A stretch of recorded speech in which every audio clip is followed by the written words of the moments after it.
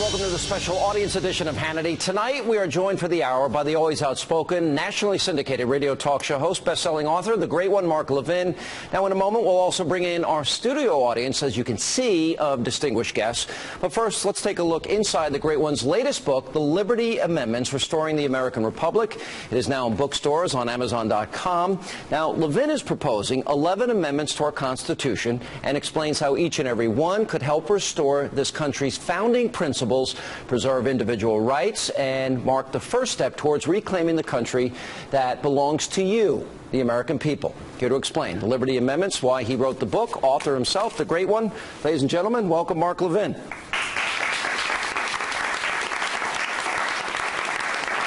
In many ways, you wrote Liberty and Tyranny, sold over 1 million copies. You wrote Ameritopia. Am I right in reading this book and thinking this is almost like a third in a series? You know, it really is. And I just want people to understand, I'm not running around writing amendments to the Constitution. What I'm doing is talking about reestablishing constitutional republicanism, because we do not have it today. We can get into that a little bit later. What I'm saying is, unlike our opponents who evade the Constitution, who eviscerate the Constitution, who try and figure out ways to centralize the government as much as they can in violation of the Constitution, I'm saying those of us who believe in individual liberty and private property rights and the rule of law and the Constitution need to look at the Constitution for answers. And it provides one under Article 5, 2 methods for amending the Constitution. One, 2/3 of both houses of Congress. As you're saying this, we're going to put on the screen Article 5 to explain. There are two methods. Go ahead. Right. One of which has been used successfully. We have 27 amendments to the Constitution. One which is not. But that second method is not radical. It's not weird. It's there because the framers put it there, and they put it there for a reason. The second method for amending the Constitution, the first was 2/3 of Congress proposing amendments to the states, 3/4 of the states ratifying. In this instance, it's 2/3 of the states calling a convention, not a constitutional convention. Article 5 talks about a convention for the purpose of amending the Constitution, proposing amendments. And you still need 3/4 of the states to ratify. So you wouldn't have a runaway convention or anything like that, as we have today, a runaway Congress, a runaway Supreme Court, and a runaway bureaucracy and president. This is a system put in place specifically by the framers. And George Mason insisted on it and got the support of the other members, the other delegates to the Constitutional Convention. He said, look, if Congress turns oppressive, if the federal government turns oppressive, what is recourse other than violence? We have to have a way for this to be addressed. And his recourse was the states would get together, as they often did, as they did to give birth to the nation, and propose these amendments, and you still need 3/4 of them to approve them. But there's been 27 amendments, but only the one method has been used. Right. You write at length in many ways how our framers in particular foresaw that this day would come, a day of what you call a post-constitutional America. Explain what you mean by that, and give examples of what you see that defines that. Well, the entire construct of the Constitution is intended to prevent what's happening today. This centralized, concentrated power of government, a handful of lawyers on the Supreme Court issuing edicts, a president of the United States legislating and ruling by fiat, Congress getting involved in every aspect of our lives. All of this is contrary to the Constitution. So first of all, if you don't believe that, this book isn't going to interest you, and you'll go through life willy-nilly, and you'll accept it. But some of us know that's not the case, and so we have to accept the fact that this is a post-constitutional period. And when you look at Obamacare as an example, as I've talked about, Congress passed a law they had no power to pass. The President signed a law he had no power to sign. The Supreme Court contorted the Constitution, amended the Constitution, if you will, and imposed it on us. And now we're being told, that's it, folks. We can't defund it. You're stuck with it. There's nothing you can do about it. And I'm saying, the hell with that. There are things we can do about it. Maybe not tomorrow, maybe not the next day. But the more our government legislates and operates like this, the worse it's going to get. The barriers, the firewalls to the Constitution have been breached. You talk about in the book at length, and you go into great detail, that the left has been, the progressives, the statists as you call them, have been successful. In other words, beyond their wildest dreams, which is why you say post-constitutional America. Now, How does this give more power to the states? And what was anticipated, because you quote the Federalist Papers a lot throughout the book, what were they intending by putting this specific process in place that it could be used one day? First of all, they had to do this in part because the Constitution would never have been ratified. At the state conventions, they were our framers too. And these delegates to these state conventions were very skeptical of this notion of this central government. You know, people don't know, if you read what's available in these state convention debates, Massachusetts almost voted down the Constitution. John Adams wound up having to twist arms. He was fighting mostly his cousin Sam Adams, who was an anti-federalist. You look at Virginia, the Constitution was almost defeated. I mean, you're talking about the home of Madison and Washington and so forth.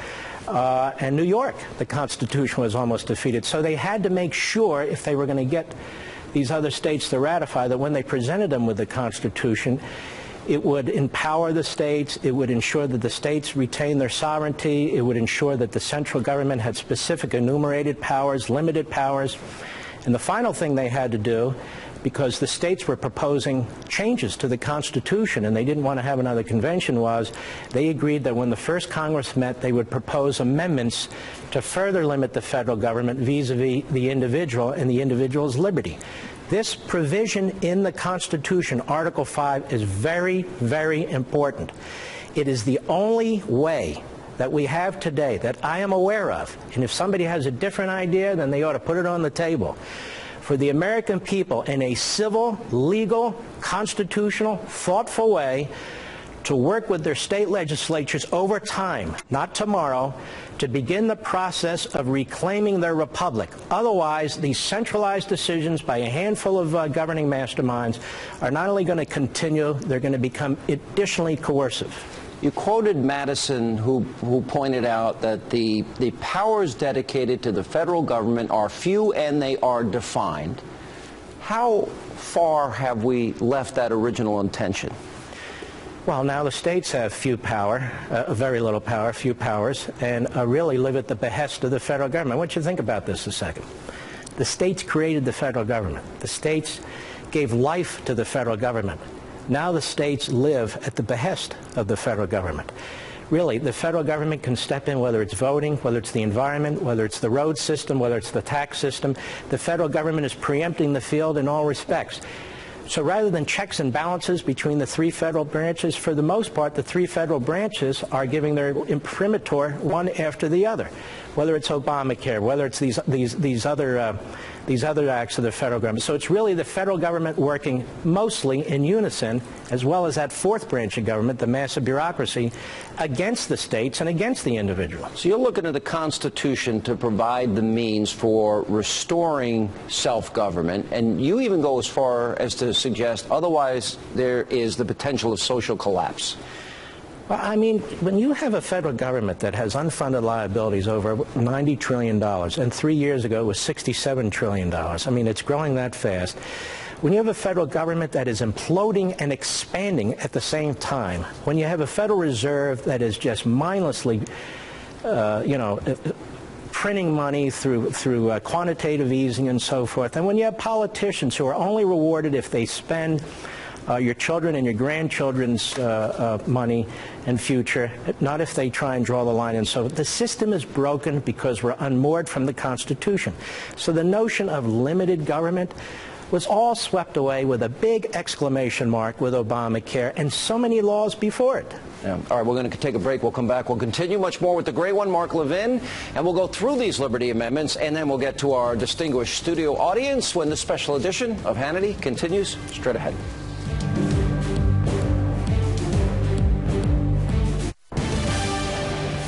And welcome back to the special audience edition of Hannity as we take you inside the Liberty Amendments, written by best-selling author, radio talk show host, the great one, Mark Levin.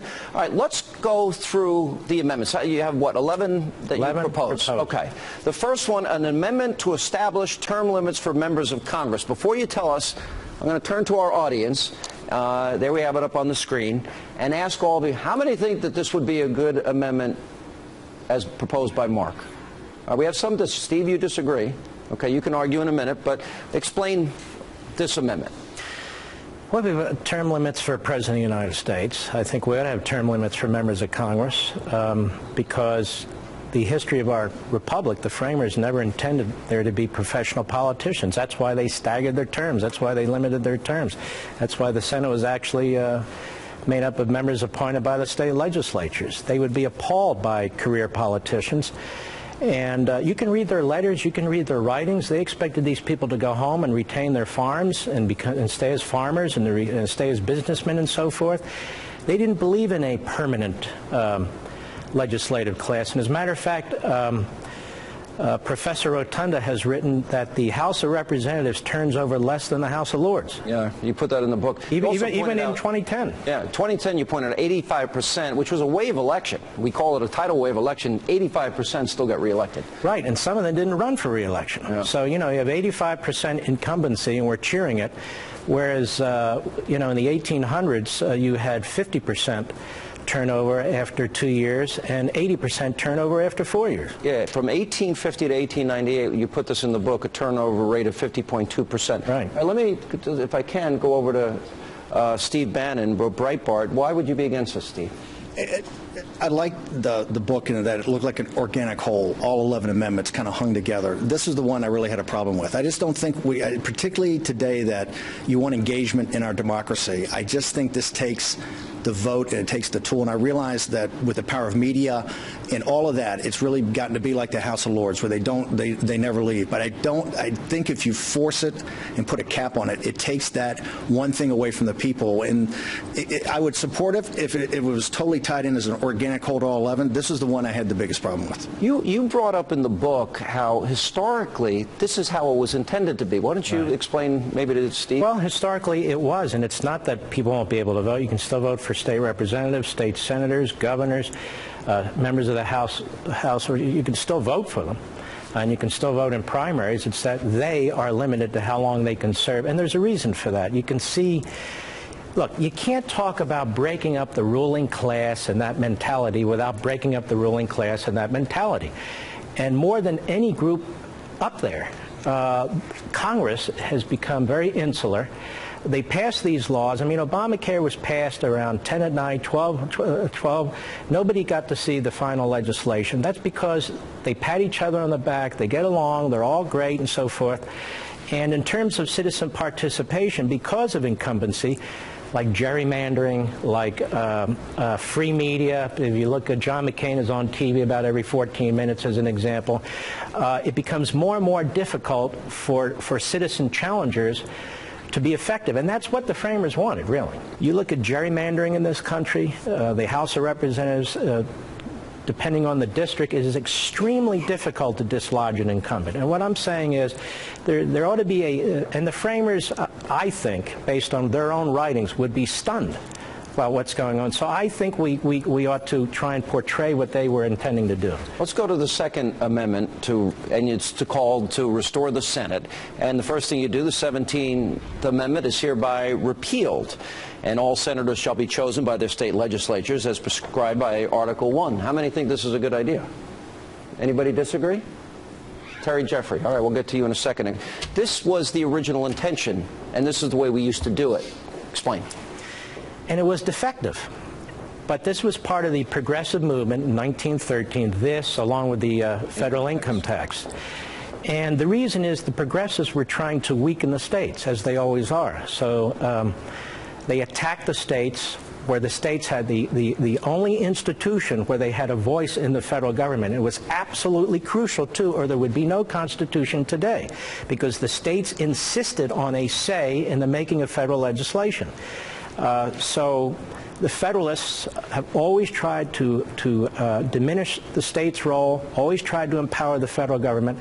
And so now you can even see you have senators. I'll give you an example. The Commonwealth of Virginia, I've talked about this. You had the Attorney General of Virginia, Ken Cuccinelli, the first one out of the box, suing on what? Obamacare. Then you have the two senators from Virginia doing what? Voting for Obamacare. Webb and, yeah. Well, because their allegiance isn't to the state legislature or anything of the sort. The state legislature isn't even as important as some powerful lobby group on K Street. What people won't know is this is the way it was done for 124 years. All right, Terry, your opposition to this. You know, I agree with every other amendment that Mark proposes in his book except this one. I think it's unnecessary because of the amendment that Steve opposes. Mark's term limit amendment says 12 years in Congress, period.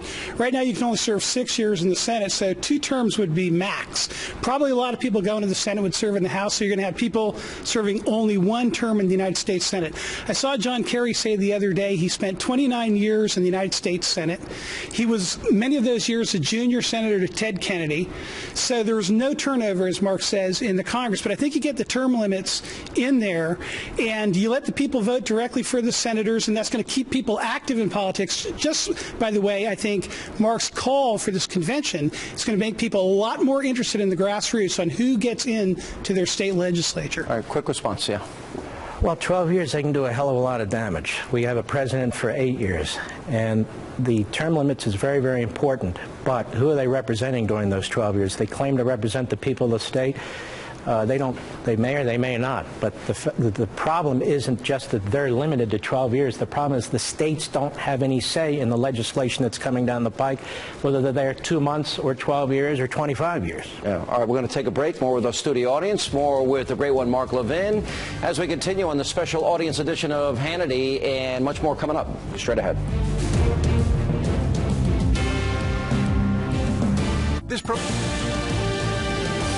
And welcome back to the special audience edition of Hannity, and we also now are going to be bringing in our studio audience. But first, let's go to amendment number 3, an amendment to establish term limits for the Supreme Court justices and a supermajority legislative override. Audience, agree? Hands up. How many disagree? All right, well, this I support. Go ahead, Andy. Well, I just have one tweak. Why a supermajority, Mark? You know, why a supermajority to override the Supreme Court? In a regular Supreme Court case, one unelected lawyer can shift the balance. Why do we? Because today it's 0, and so. And I do respect the notion of the independence of the Supreme Court. And I'm not advancing the notion of majoritarianism, so I do think there ought to be a higher threshold. But I really don't believe there's any historical justification whatsoever, and I would challenge anybody to present it, to have one person on the Supreme Court shifting the nation radically in one direction or another on a whole host of issues that don't even belong in front of the Supreme Court, that belong in the states, if even there. These are 9 imperfect human beings. Historically, some have been extremely imperfect. The Supreme Court's had some great decisions and some real doozies. I'll give you an example. Dred Scott is the prime example, but there are many. What if we had recourse to Dred Scott short of Civil War? I mean, why? Look at Roe v. Wade. Whatever your opinion is, the nation is permanently divided on this without resolution because a handful of lawyers impose their will on the American people. I don't know how you can call this a constitutional republic when something of that nature occurs. Judicial review is an implied power in the Constitution. It's not even there. Somebody has to make a final decision. But a final decision that affects society so thoroughly, and the society is still anxious and frustrated by it, there has to be some kind of recourse to it. And why shouldn't it be a broader segment of the population, a broader segment of society, 3/5 of the state, not popular vote, 3/5 of the states? You know, we conservatives, we talk about federalism all the time. So do we support federalism or don't we support federalism? Are the states so rotten and the federal government so wonderful? Is the Supreme Court so beautiful and nobody else can make decisions? I don't believe that for a minute. Anybody want to respond to that? Somebody? I have silenced them. Yeah. Oh, no, Jeffrey Lloyd. not. Go ahead, Jeff. Talk about, you mentioned in your book, settled law. I mean, I remember Arlen Specter grilling either John Roberts or Sam Alito about, well, can't we consider Roe v. Wade settled law? The fact of the matter is we don't think it's settled law. So how do we decide what is, quote unquote, settled law in terms of opposing these things? Well, it is more settled if society more broadly makes the decision. It is unsettled if a Supreme Court uses invisible ink and adds language to the Constitution that simply does not exist. And this is a broader point I'd like to make. The left is into nullification. The left nullifies the Constitution, it nullifies parts of the Constitution, and then when somebody like me dares to say, well, let's embrace that part of the Constitution that allows us to reestablish it, they say, what, oh, you don't support the Constitution? So these people are doing their fan dance, and what I'm saying is, trying to be as consistent as I can, these are suggestions I'm making to reestablish a constitutional republic. I don't have unassailable knowledge here. If we ever get to the stage of a state convention, I sure as hell hope we do, then we'll have an opportunity to avoid what I think is you know, as a republic, doom. Because I don't think we have a lot of time, and I think this is something I hope that people will begin to talk about, whether they agree with a particular amendment or not. You talk about Lincoln and Dred Scott. You talk about Jefferson. He was upset over Marbury-Madison. In the book, you also talked about Woodrow Wilson, and you said endorsing judicial tyranny. So you look at basically three phases where they have accumulated a lot more power than you think was originally intended. What's particularly interesting, as a side note about Marbury versus Madison, there seems to be belief, conservative, liberal, everything in between and around, that was a great decision. Well, at the time, it was considered a power grab by the Supreme Court, by Jefferson and Madison and others. And Jefferson's archenemy was in fact, Marshall. Marshall was the Secretary of State who signed those certificates for the judges who later sued when Jefferson became president, claiming that they had a right to those appointments. And Madison was his Secretary of State and said, no, you don't. And there's Marshall, who's Chief Justice of the United States Supreme Court, ruling on decisions that he made. And apart from that, saying, hey, look, we have the right to make some of these decisions on the Constitution. Somebody has to, when it wasn't even a constitutional question. All I'm saying is, great, Marbury versus Madison. Today, the court's judicial review is judicial activism. I'm not even talking about judicial independence. I'm talking about judicial supremacy. I read these cases as part of my living that I make. Some of them are so outrageous and outlandish, and to sit here in June every year, to sit on the edge of our seats, to wait for some breathtaking decision coming down from on high, when you read it and you say, good God, what a knucklehead decision here, and it affects the entire nation? I think a great republic can do better than that. We'll take a break. We'll come back more with our studio audience and the great one, Mark Levin. His new book, The Liberty Amendments. More with Mark. By the way, we always want to hear from you. Log on to our special companion site, HannityLive.foxnews.com. You follow the live show. You share your thoughts on this and much more. Also on Twitter, @Sean Hannity. Quick break. Right back. We'll continue. Welcome back to this special audience edition of Hannity. We continue with the great one, Mark Levin, along with our studio audience. His new book, The Liberty Amendments, Restoring the American Republic. All right, let me throw up 4 of the amendments because we're never going to get through them otherwise. All right, number 4, 2 amendments to limit federal spending and taxing. Number 5, an amendment to limit the federal bureaucracy. Number 6, an amendment to promote free enterprise. Number 7, an amendment to protect private property. It's a lot that you're throwing up there, but especially as it relates to limiting spending and taxing, you talk at length how this is a coming catastrophe, to use the exact words, Congress adopting a budget. This is our undoing. This nation cannot survive, especially with unfunded liabilities. Well, there's no question about it, and they're not going to do anything about it. I mean, every time there's a continuing resolution, it passes. Every time there's a debt ceiling increase, it passes. It occurs under Republican president, Democrat presidents. You know, the most profligate administration prior to this one was the one before it, the Republican administration, George W. Bush. And for 6 years, he had a Republican House and a Republican Senate. That did it for me. Well, let's elect Republicans. And no, it doesn't work that way. And even when you look at Obamacare right now, it's as if we're talking about Armageddon to try and defund it. We can't even have the fight over it because we might lose seats. Well, let me suggest this to the Republican Party. Why don't you propose tripling the spending on Obamacare, change your name to Democrats, and you might win seats then. The bottom line on all these amendments is this. Yeah. I want you to add one thing. You're talking about taxing no more than 15% of a person's income, and you want the deadline to file taxes to be the day before Election Day, not April 15th, the day before Election Day. You know, I decided to take a look at a calendar. It's like the two furthest dates possible are tax day and election day. And I said, let's make them the two closest dates possible. So rather than these politicians telling us what they're going to do for us, we feel what they've done to us, at least those of us who still pay taxes. So it's fresh in our mind when we're going to that voting booth and we are ticked off about what they've done to us and our country. If we don't have a constitutional amendment to limit the spending, borrowing, and printing of the federal government, and if we don't have a sister amendment to limit the type of taxing and the limit on taxation, we're not going to be a free people. Milton Friedman made the point over and over again, and he wasn't the first, and he won't be the last. You know, your property rights, whether it's income, whether it's intellectual, whether it's from physical labor, whatever it is, that is intertwined with your liberty. And you can see now in the federal government, you need more skin in the game. 40%, 50%. I would just make this point. When you wake up every morning and go to work, and you come back every night after you've worked, the government, like the mob, is claiming 40 or 50% of what you have, no matter how they waste the money, no matter if they violate the Constitution and talk about redistributing wealth and all the rest. These are illegitimate purposes. You know, you write in the book, Niger, he writes about we're on the path to financial ruin. 2008, $10 trillion debt. Now it's a $17 trillion debt. Reaction? In order, first of all, I want to applaud you, Mark, not only for your books, but for what you do every day making the Constitution come to life. Thank you, Nigel. And it's really important because for us to be successful in this intellectual battle, we have to bring the Constitution to life, and we have to educate and inform the low-informed and the misinformed voter.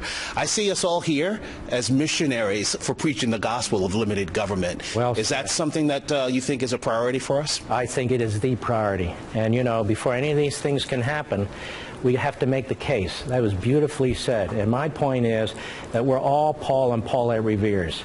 We don't have to be experts on the Constitution. We just have to have a working knowledge of what it is we're trying to do.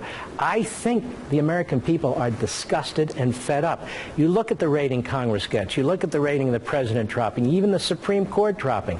And you know what? The worse it gets, and it's going to get worse, the more the people are going to be disgusted with their government. This gives them an out. It at least gives us an opportunity to discuss what's possible under our Constitution. Monica. Mark, congratulations on the book. Great to see you. Oh, thank you, Monica. You know, in 2008, President Obama spoke repeatedly about the fundamental transformation of the nation. Here we are 5 years later. We've got 5 years of evidence as to what he meant by that, meaning move the United States away from a constitutional republic based on individual liberty and economic freedom toward a government dependency and welfare state. My worry is that he and the left have moved us past the tipping point where more people are dependent on government than not, and that he's actually changing the very character of the country. I worry about it. I hope I'm wrong. What do you think? I worry about it. I hope we're all wrong. But on the other hand, I'm not about to curl up in a fetal position and surrender the greatest nation on the face of the earth. You know, my grandfather fought at Iwo Jima in Guam. My great-uncle fought at Guadalcanal. And you know what they'd be telling me today? Get off your ass and do something about it. Now, the bottom line is, what do we do about it? Do we keep begging that Congress fix itself? Do we keep begging that the Supreme Court comply with the Constitution, that Obama stay in town long enough to do what he's supposed to do? No. These people have a design, and they're not the first. This is just, you know, the trajectory in this nation is very bad where it's headed. We've had an 8-year respite with Reagan, and in my lifetime, that was it. And the next Republican president came in and lurched right back to the whole New Deal notion. If people want New Deal policies, then let them amend the Constitution for them. If they want to redistribute wealth, then let them try and amend the Constitution. I am suggesting that we propose a non-radical constitutional way to try and address this. And ultimately, Monica, if the people don't want to be free, they're not going to be free. All right, when we come back, we'll give you the rest of the amendments and more of our studio audience edition of Hannity. We continue with the great one, Mark Levin, his book, The Liberty Amendments, Restoring the American Republic, as we continue. Welcome back to this special audience edition of Hannity. We continue with the always outspoken, nationally syndicated radio talk show host. His brand new book, The Liberty Amendments, Restoring the American Republic, and our guest of brilliant studio audience members, all of you. All right, let's go through the remaining amendments, then we'll take questions. Proposal 8, an amendment to grant the states authority to directly amend the Constitution.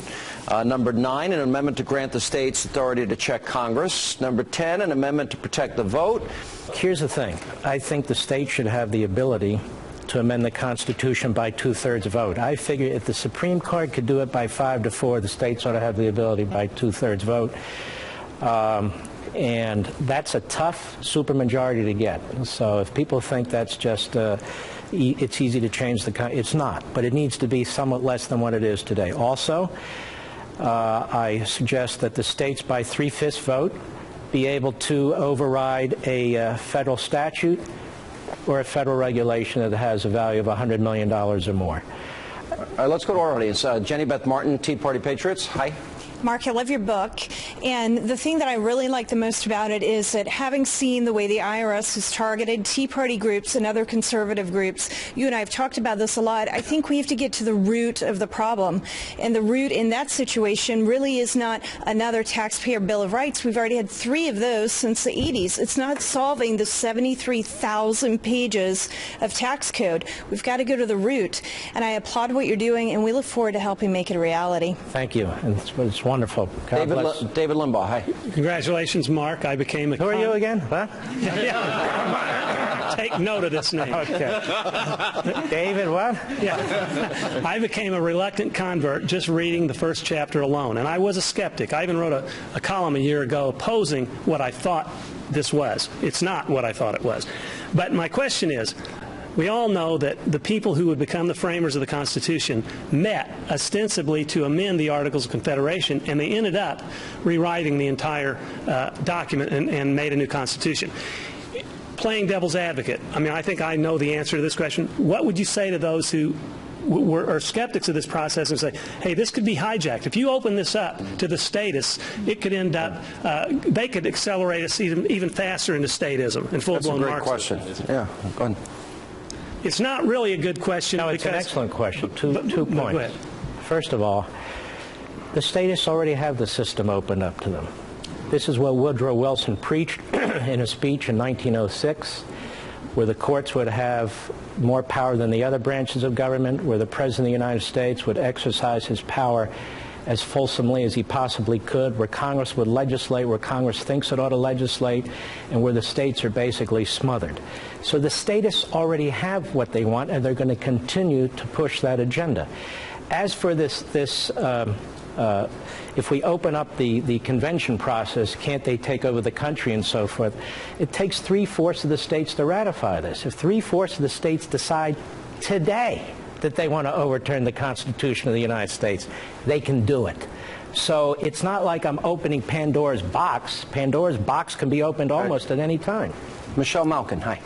I love the book. I read it in one sitting. Thank you, Michelle. Cover to cover, not just the Washington read, the back cover, the whole thing. And my children thank you, their future children thank you for opening up this incredibly important and necessary discussion. Here's my one concern, and whether you agree or disagree with any of the particular amendments, this discussion and even the possibility of a constitutional convention presupposes a civic culture that embraces the things that we all hold in common, an appreciation of founding principles, industriousness, a rejection of the kind of secular extremism that got us into this mess in the first place.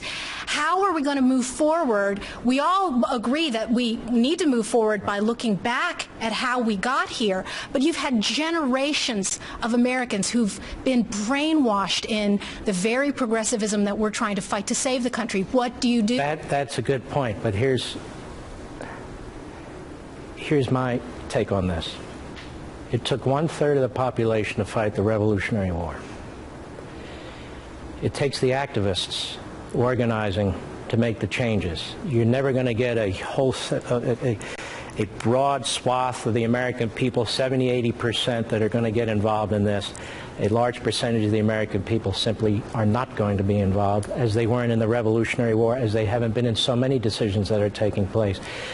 What's going on in Washington now, you read the Gallup polls, about 20% of the American people say that they're liberals. Well, the 20% pretty much are running things, and the rest of them, the Republicans, are status quo.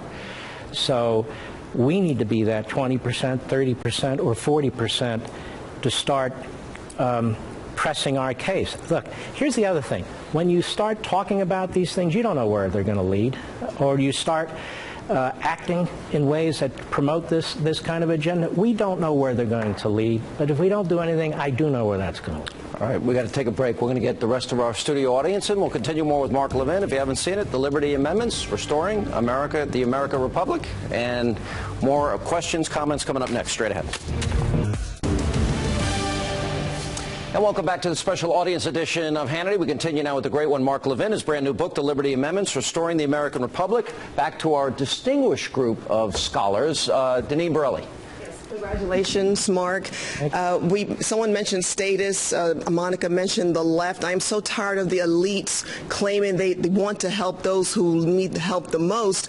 Look at what the EPA is doing, for example, and how they are locking up our energy. We have the most abundant energy resources in our country. Is there anything in your book that addresses that issue and what we can do about it with the regulation? Yes, one of the proposed amendments would enable 3/5 of the states to overturn any federal regulation that has a $100 million value or more. David Webb.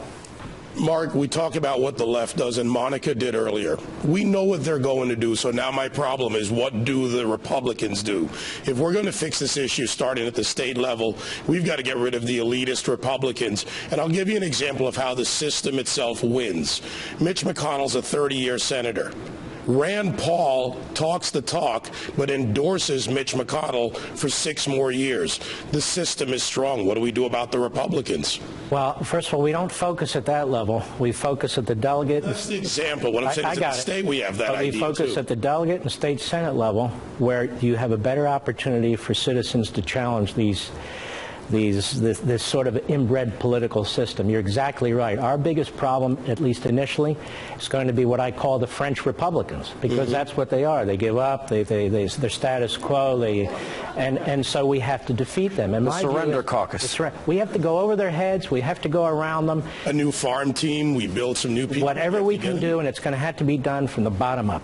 Joel Pollack, Breitbart. Mark, you and I spoke about this during our discussion on Breitbart. But I think a lot of people, when they hear about new constitutional amendments, will think about the social conservative amendments that we hear about every 4 years during the Republican primaries, things about same-sex marriage or abortion. And you don't go into those kinds of social issues in your book. And I think it's very interesting to hear your explanation as to why. Well, because these amendments are aimed at the systemic problems, not any specific issue, pro-con this, pro-con that, pro-con this. Who should be making these decisions, where these decisions should be made, how we break up this centralized concentration of power. And those decisions should be made where those decisions should be made. First and foremost, where possible, at home. Secondly, at the state level. But the federal government, really, the court, the Supreme Court and so forth, what I'm addressing is, if we have these big societal issues, how should they be addressed? And I'm talking about federalism and unraveling the central government, whatever the issue is, unless it's in the Constitution. Jedediah. Hey, Mark. How much of this problem do you think has to do with GOP messaging? I worked with kids for a long time. I can tell you that young people are drawn to libertarianism. They care about their civil liberties. They care about their private property. They don't want to be told that they have to purchase health insurance. So is this, a lot of it having to do with the Republican Party just not packaging what you're doing here as well as you are? I don't think the Republican Party establishment agrees with a damn thing I've said here tonight, to be perfectly honest with you. I think they're perfectly happy with most of this. They just want to run things, and they're timid. And I think the focus has to be from the grassroots up, not the top down, because that's where the statists are the most effective in breaking up the system. And I do think an argument about liberty and property rights and these sort of things will be attractive to young people and all people if we explain it properly. But the Republican establishment, I mean, mealy mouth. Todd Starnes. Mark, I just want to say God bless you for what you're doing for our country. I wanted to touch on something Michelle Malkin mentioned, and this is the idea of assimilation. We've got folks down on the border, they're getting a big old package of food stamps, and they're getting a Democratic registration card when they come across the border. How do we fix that? How do we tell the newcomers into this country about the greatness of our nation? Well, we can't rely on the federal government to do that, can we? Because the federal government's propaganda is basically welcome, and this is how you get food stamps, and this is the program, and we're going to hire navigators and show you how to do all this stuff. I don't know how to answer that question. All right, last but certainly not least, Katie Pavlich. I'll do my best. Thank you so much, Mark, for coming and spending your whole night with us. I don't think we can leave here without addressing the next generation. And I think that we live now in an entitlement society, and you have the President of the United States calling 26-year-olds kids. How do you get young people who are going to pay for what's going on now, they're going to pay for that $90 trillion in liabilities, to be interested in things like the Constitution and understand how it can make their lives better? You know, I think it wouldn't hurt if we tell them the truth, because the problem is Obama and the media and academia are feeding them a pile of you-know-what, and I think we tell them the truth. You can't find a job because the centralized government, top-down authoritarian-type economy doesn't work. We tell them the truth about free speech. You know, all those speech codes on your college campus, that comes from the left. If it was up to us, you'd be able to speak freely. And we go into these issues because you're right, and you're right, and you're right. Our agenda as conservatives should be the agenda that young people and the next generation support. But I'm going to tell you something. At some point, they are going to come to us, because this thing's going to collapse. This cannot keep up, whether it's the economy or any of the rest of it. And we have to be prepared when that catastrophe occurs to lead. And hopefully part of the argument will be the argument in this book. All right, ladies, and the great one, Mark Levin. All right. And thanks all of you for coming as well. And that is all the time we have left this evening. As always, let not your heart be troubled. The news continues. We'll see you back here soon on Hannity. Stay tuned. Fox News continues.